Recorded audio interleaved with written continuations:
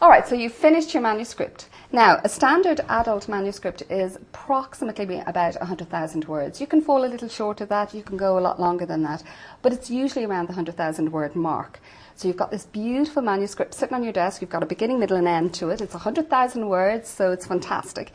The next thing that happens is the most grueling thing of all, which is editing. So you've got to really, really pay attention during the editorial phase of your novel. You've got to go about your manuscript like a forensic expert. So the first thing you're going to do is you're going to format your manuscript. You'll put it in size 12 Times New Roman font. Nothing fussy. I know there's some fabulous fonts out there, but really you just want it simply to be read. So keep your text and font very, very simple. So it's size 12. It's double spaced. You've got an inch indentation in your margin, and when you're doing your paragraphs in, it's another inch in. So you've got your pages numbers consecutively as well, so you don't start each chapter with number 1. Your pages run from 1 to 260 or whatever it is. So that's your document formatted. So that's the first thing you'll do. The next thing you'll do, it gets very complex, but the next thing you're going to do is look at your spelling. Now, don't trust the spell check because, for example, you might say she moved from A to B, but from can come out form if you've misspelt it. So really go through. There will be, naturally you make some spelling mistakes, but then there will be other words that are just misspelt and the computer won't recognize it. So go over it with a microscope, your microscopic eye, and make sure that all your spelling is correct. Make sure that you've used words correctly. And you'd be surprised how often people will misunderstand a word. So make sure you understand all the words that you're using in your text. And, I don't mean to be kind of condescending here, but sometimes it's better to speak simply than to use a more complex version of what you think it should be. So make sure you understand all the words. And then also, sometimes you are using characters that have a specialized field. So do make sure that you've got all the terms spelled correctly and all the terms are correct.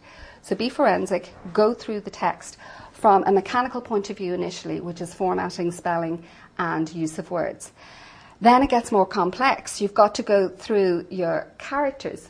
And you really have to ask yourself some very, very difficult questions here. You've got to ask yourself, are all your characters necessary? Because trust me, if you don't do it, the editor that you do eventually send your book to will do it. So do ask yourself, are all my characters necessary? Sometimes you'll have to cut out a character. And we all know it's a headache because you have introduced this character at the beginning of your book. He may appear again somewhere in the centre and disappear and trail off somewhere towards the end. But you've a lot of text around him or her tied in, so you've just got, it's messy. So you've got to extract them if necessary. What other questions do you need to ask yourself? So you have to ask yourself as well about pacing. Quite often what happens is, as writers, we love words. We love words. So you're going to use a lot of words because we love words. So you really have to ask yourself, do I really need all these words? Quite often we are very bad at using adjectives. We use them a lot. So you've got to cut out your adjectives where possible. Try not to overwrite. This can be really painful for a writer, but unfortunately it has to be done. So trim back any fat in your text. Look at your text and think, I love that passage about that tree that's on that riverbank, but really, the murderer is now stalking the woman who's turning left into the alley. Do I need that passage on that tree on the riverbank? It's actually interrupting the action and it's making the pacing saggy. So unfortunately, yes, it has to come out. Save it. It might be used somewhere else. So you've got you're asking your questions about your text, your spelling, your meaning of words, your characters, whether they're necessary or not, and you're looking at your over-descriptive writing where you can really cut out over-describing.